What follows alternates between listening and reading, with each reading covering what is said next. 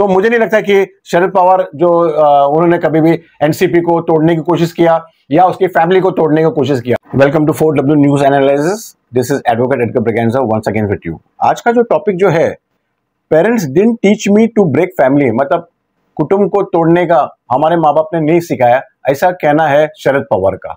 ये जो स्टेटमेंट है, ये स्टेटमेंट इससे आ रहा है जैसे अजित पवार की वजह से आ रहा है। अजित पवार ने बोला कि भाई ये फैमिली को तोड़ने की बात हुई है और इसके वजह से उसकी जो स्टेटमेंट की वजह से शरद पवार ने बोला कि हम लोग का माँ बाप ने कभी नहीं बोला कि भाई किसी को तोड़ना है।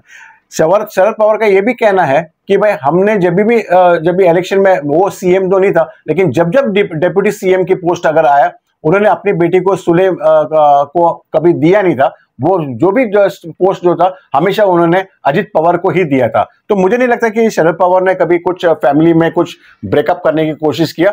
हमेशा शरद पवार ने फैमिली को यूनाइट रखने के लिए उन्होंने शरद पवार को, अपना अजित पवार को हर बार डिप्यूटी सीएम का जब भी पोस्ट हुआ है उन्होंने हमेशा दे दिया था। उन्होंने कभी भी अपनी बेटी को आगे कभी बढ़ाया नहीं था।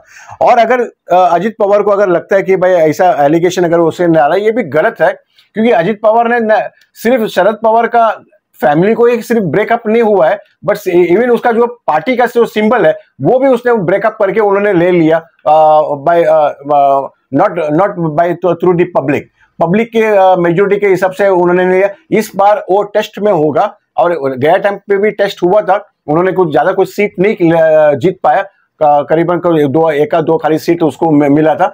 अभी इस बार इस इलेक्शन में अपन देखेंगे कि पब्लिक को सहमति है कि वेदर अजित पवार जो उन्होंने जो एम्ब्लेम को उसने शरद पवार से निकोला के उसने अपने ताबे में रखा था, ये अगर मान्यता अगर पब्लिक देता है तो ये देखना होगा अपने को इस इलेक्शन के अंदर। इस इलेक्शन के बाद में हम लोग हम इस टॉपिक के ऊपर हम लोग चर्चा करेंगे। लेकिन जहां पे ये बात हुई है, शरद पवार ने कभी कोशिश नहीं किया था कि अपनी फैमिली को तोड़ने के लिए। उन्होंने उल्टा अपना नेव्यू जो है, अपना जो लड़का नहीं है तो अपनी बेटी को भी उसने हटा के उन्होंने अजित पवार को डिप्यूटी सीएम हर बार दिया गया था। तो मुझे नहीं लगता कि शरद पवार जो उन्होंने कभी भी एनसीपी को तोड़ने की कोशिश किया या उसकी फैमिली को तोड़ने की कोशिश किया। बट जो भी है पब्लिक अभी डिसाइड करेंगे इस इलेक्शन के लिए। तो just wait for about 1 month का 15 डेज के बाद में हम लोग कोशिश करेंगे बैक टू ये टॉपिक को रिवाइव करने को। Thank you very much.